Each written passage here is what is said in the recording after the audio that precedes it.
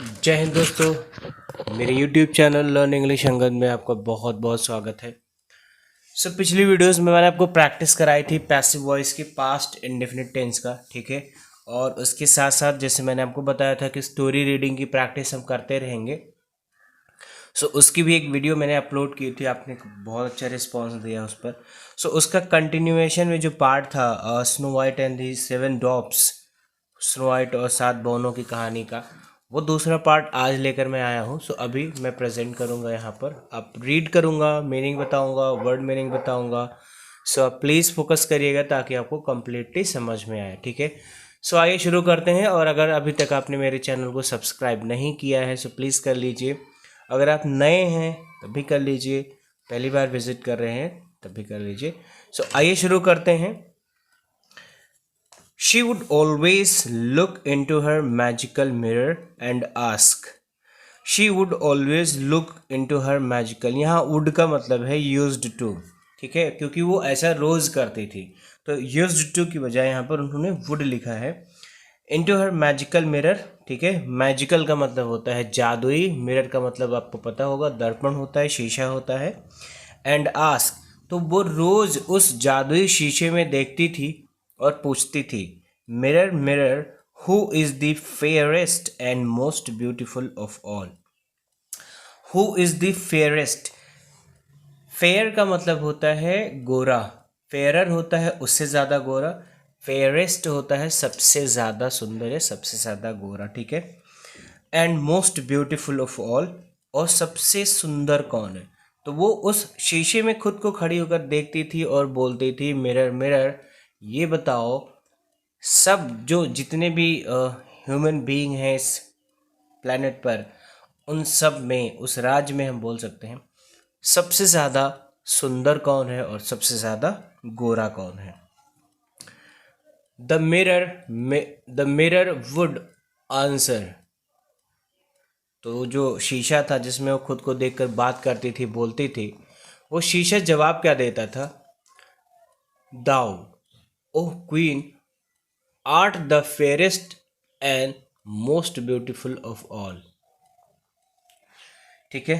दो का मतलब हे क्वीन और तुम, ठीक है। ओह क्वीन हे रानी, art the fairest and the most beautiful of all, तो वो बोलता था मिरर, तो वो बोलता था the O queen art and the fairest and the most beautiful of all, वो बोलता था हे रानी, आर्ट द फेयरेस्ट मतलब कला, सबसे सुंदर, and the most beautiful of all, ठीक है। तो वो जब शीशे में देखती थी तो वो खुद को मानती थी, पहचानती, ठीक है। But one day the mirror answered, लेकिन एक दिन उस शीशे ने जवाब दिया, ठीक है।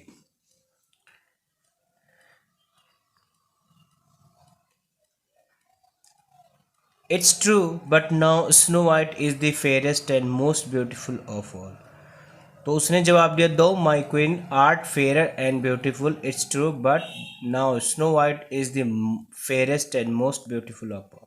तो उसने कहा, रानी माई क्वीन हे महारानी, आर्ट फेयर, ठीक है, कला सुंदर है, एंड ब्यूटीफुल मतलब सुंदर वो भी है, अच्छी है, गोरी है, इट्स ट्रू ये सच है, ठीक है, but snow White is the fairest and most beautiful of all. तो उस शीशे ने आज क्या जवाब दिया, अगले दिन क्या जवाब दिया, कि अब स्नो वाइट सबसे गोरी और सबसे खूबसूरत है, ठीक है। मतलब उस शीशे ने हर रोज उसकी तारीफ की, लेकिन आज उसने किसी और की तारीफ कर दी। The queen ordered a hunter to kill Snow White, hunter का मतलब होता है शिकारी। The queen ordered a hunter, queen ने एक हंटर को आदेश दिया, ठीक है। क्या आदेश दिया, to kill Snow White, Snow White को जान से मारने का, कट हर हार्ट, उसके दिल को टुकड़े करने का मतलब काट देने का, and bring it to her, और उसके सामने पेश करने का मतलब उसके सामने लाकर दिखाए कि उसने उसे मार दिया है, उसके दिल के टुकड़े कर दिए हैं। दिल का टुकड़ा मतलब सिर का टुकड़ा या दिल का टुकड़ा, ठीक है। The hunter took pity on innocent girl and did not kill her. So the hunter took pity का मतलब दया दिखाना होता है या दया आ जाना होता है, ठीक है। तो जिस हंटर को रानी ने भेजा था मारने के लिए, जब उसने देखा स्नो वाइट को तो उसको उस पर दया आ गई, ठीक है।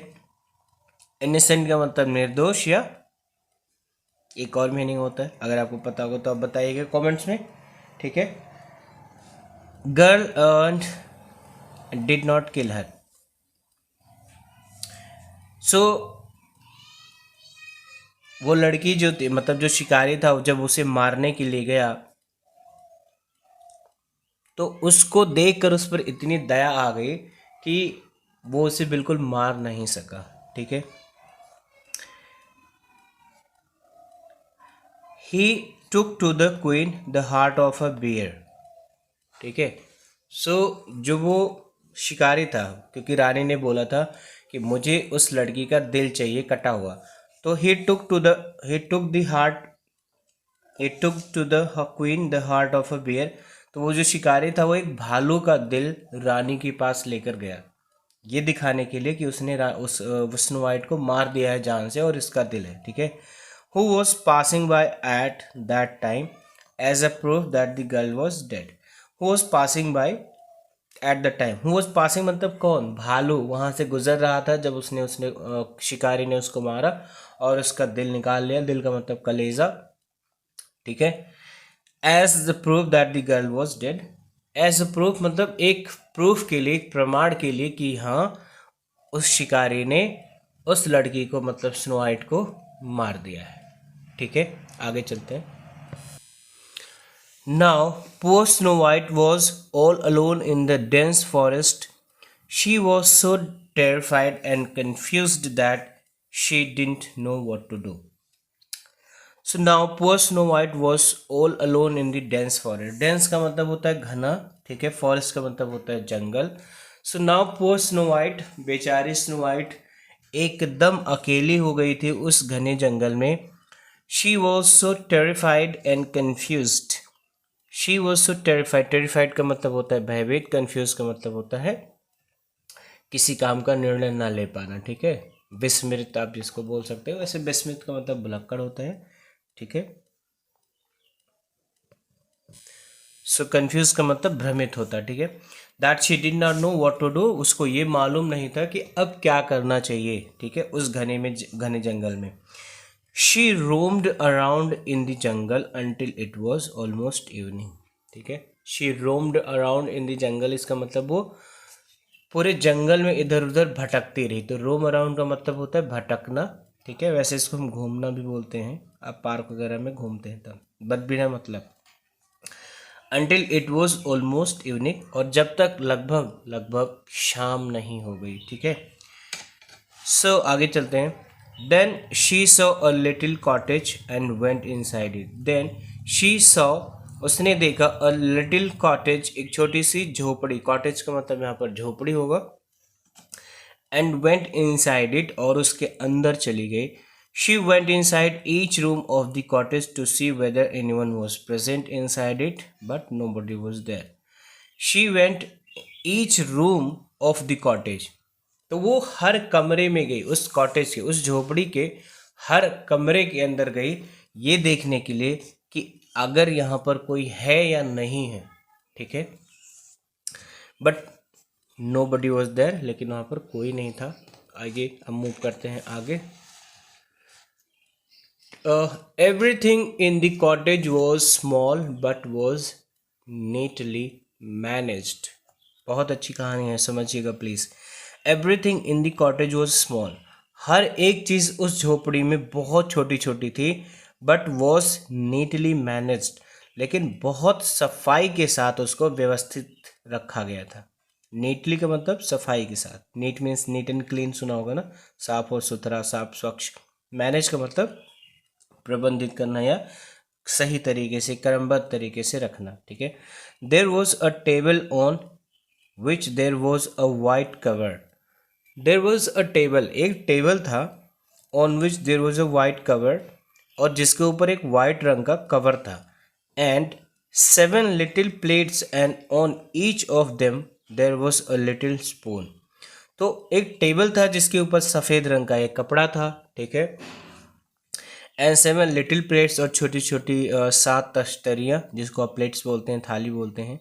And on each of them there was a little spoon, और उन सब पर एक छोटा छोटा स्पून मतलब चम्मच रखा हुआ था। मोर ओवर देर वर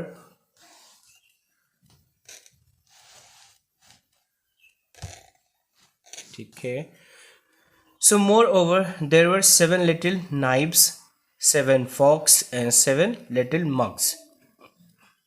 इसके अलावा, मोर ओवर का मतलब इसके अलावा, मतलब जो तश्तरियाँ थीं वो और उन पे जो छोटे छोटे स्पून रखे थे, इनके अलावा देर वर 7 लिटिल नाइव्स, नाइव्स का मतलब चाकू, जिसे आप छुरी कहते हैं, खाना खाने वाला, ठीक है। 7 फॉक्स, 7 कांटे, सो फॉर्क एंड नाइफ जिसको आप बोलते हैं, छुरी और कांटे। एंड 7 लिटिल मग्स, और छोटे छोटे मग रखे हुए थे। Against the wall there were 7 little bed side by side. Against the wall, दीवार से सटकर, देर were 7 little beds side by side. तो दीवार के पास छोटे छोटे 7 बेड भी थे।